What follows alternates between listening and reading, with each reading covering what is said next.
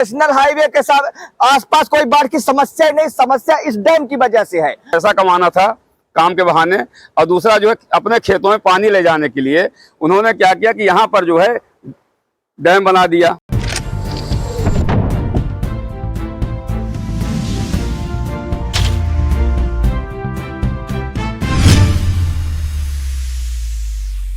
यह वीडियो तो आपने पहले भी देखा होगा, जिसमें बताया गया था कि चंदई के आसपास बाढ़ जैसे हालात हैं, जिसके पीछे की वजह है NH-30 के बगल में नाला न बनना। लेकिन जो हकीकत खुल के सामने आई वो काफी चौंकाने वाली थी। आप भी देखिए खास रिपोर्ट। सर, आपका नाम क्या है? जी, रमाशंकर मिश्रा मेरा नाम है। ग्राम पंचायत चंदई है।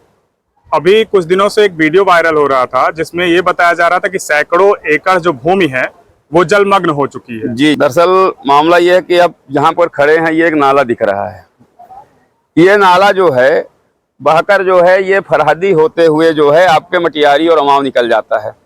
तो बरसात का जो ही पानी होता था अब तक जो है इस नाले से निकल जाता था।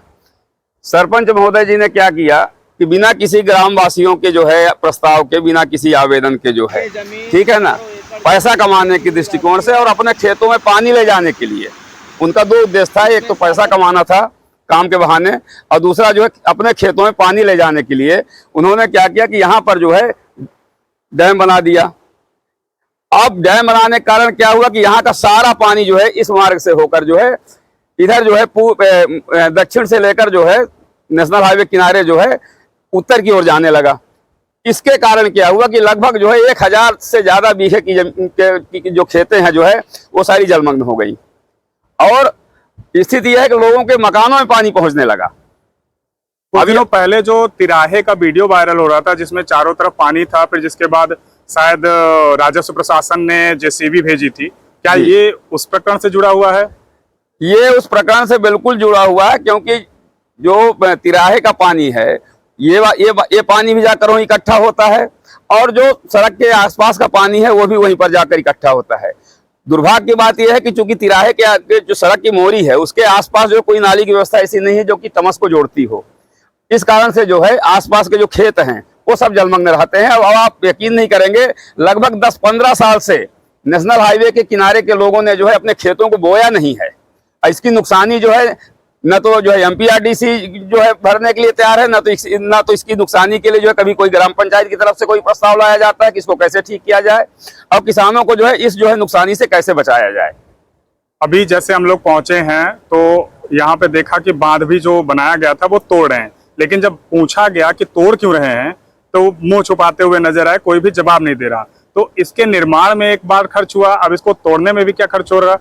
देखिए, क्या है कि पहली बात तो यह है कि इसके निर्माण की कोई आवश्यकता ही नहीं थी, पर निर्माण पंचायत ने जो कुछ किया, जैसा कुछ किया उसमें उन्होंने जो कुछ जैसा किया उसके लिए जो है आपका जो भी जनपद पंचायत हो जिम्मेदार है। जनपद पंचायत से इस बात की जानकारी लेनी चाहिए कि कौन सा उनका इंजीनियर आकर जो है इस प्रस्ताव को जो है मंजूर किया, कौन से इंजीनियर आकर इसका लेआउट बनाया जो है, और कौन से इंजीनियर ने जो है ये आकलन लगाया कि यहाँ पर किसी का नुकसान नहीं होगा इसके बन जाने के कारण। पहले तो उस इंजीनियर के खिलाफ कार्रवाई होना चाहिए।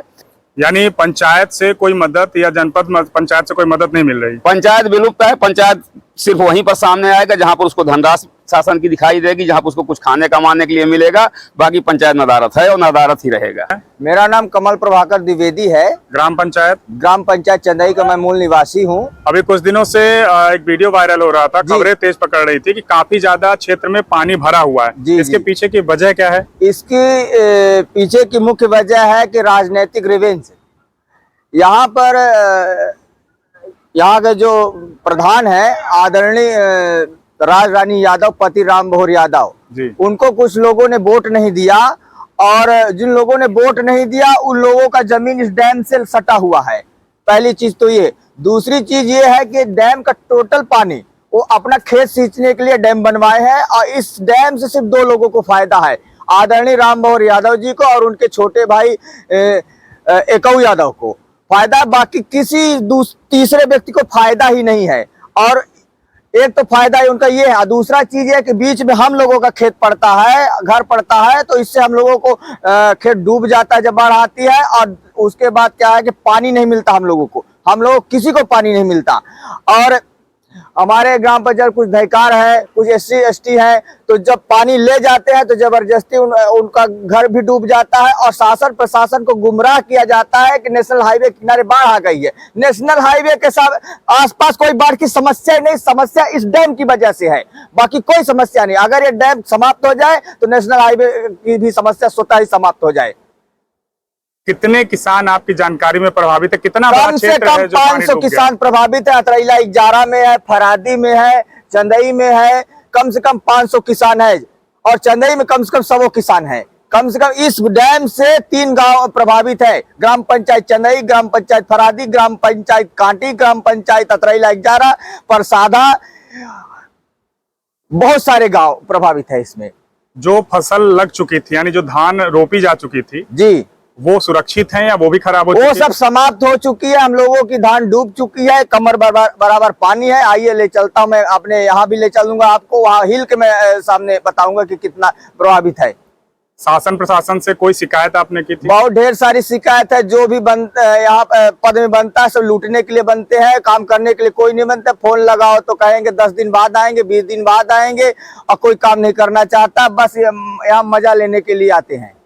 शासन प्रशासन से क्या चाहते हैं? शासन प्रशासन से क्या चाहेंगे? अब धान बर्बाद होगी तो क्या चाहेंगे बताइए? अब तो कमाने के लिए विदेश जाना पड़ेगा या बंबई जाना पड़ेगा। अब शासन प्रशासन थोड़ी देगा। मनरेगा में तो जो 1.5 किलो 2 किलो गल्ला भी देते वो भी हम लोगों को नहीं मिलेगा, तो शासन प्रशासन क्या देगा बताइए आप?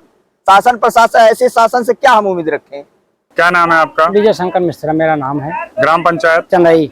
जो जल भराव की समस्या है उसके पीछे की वजह क्या है? देखिए, जो जल भराव यहाँ हुआ तो कुल मिलाकर ये स्टाफ डैम से हुआ। स्टाफ डैम जो बनाया गया, उस स्टाफ डैम में पहली बात तो स्टाफ डैम की तरफ बहाव की तरफ फाटक नहीं लगाया गया। जैसे इधर फाटक लगना चाहिए, इसकी दीवार ऊंचाई कर दी गई, फाटक नहीं लगाया गया, फाटक रंग साइड लगाया गया। तो अगर हम फाटक लगा तो फाटक खोल देते, पानी पूरा बाहर निकल जाता। फाटक ना होने की वजह से, इसकी ऊंचाई कर देने की वजह से पूरा पानी खेत की तरफ जा रहा है, इसलिए फसल नष्ट हुई इस डैम की वजह से। कितनी फसल बर्बाद हो चुकी? देखिए, कम से कम यहाँ 500-600 बीघे से ऊपर जगह लगभग नुकसान हुई है। सारे जलमग्न है और किसानों की जो लग गई थी वो नष्ट नाबूद हो गई है। जैसे लगी उसे खेत में पानी भर गया, बारिश शुरू हो गई और ये नाला स्टाफ डैम बराबर चल रहा है। अच्छा, जो सड़क किनारे दिखाया गया था कि बाढ़ है, चारों तरफ पानी भरा हुआ है, जी, वो क्यों था? ऐसा क्या वजह है उसकी? इसका वजह यही था कि जो बारिश तो हुई पर जो एक्स्ट्रा पानी स्टाफ डैम का चला गया तो वहाँ स्टॉक हो गया पानी। और पानी से स्टाफ डैम बनने के लिए किसी सरकारी नाले और नदी में गिराना चाहिए, पर यह जगह सरपंच ने नहीं लगाया, किसान के जमीन तक छोड़ दिया बनवा के और पानी वहां चला गया, जबकि नाला में गिरना चाहिए सरकारी या नदी में, वो चीज नहीं हुआ। तो जब ये स्थिति थी तो स्टाफ डैम क्यों बनवाया गया? न बनवाते, जब किसान की जमीन तक पानी जाना है उसके बाद आगे कहीं निकलना नहीं है। यानी जो जल भराव यहाँ पे हुआ वो एक बांध की वजह से हुआ? हाँ, बांध की वजह से हुआ। और अगर उस बांध को हटा दिया जाए तो बिल्कुल हर किसान खुशहाल हो जाएंगे। और जो फसल नुकसान हुई वो तो फिर अब शासन प्रशासन जाने, अब हम क्या बताएं, नुकसानी कौन देगा? क्या चाहते हैं शासन प्रशासन? अरे हम तो चाहते हैं हमारी नुकसान हुई फसल मुआवजा मिले। ऐसे विकास का क्या करेंगे जिसने सैकड़ों एकड़ भूमि में लगी धान को बर्बाद कर दिया? ऐसे विकास का क्या करेंगे जिसकी वजह से कई लोगों के घरों में पानी घुस गया? ऐसे विकास का क्या करेंगे जिसके होने से आसपास का क्षेत्र पानी से डूबने की कगार में आ गया?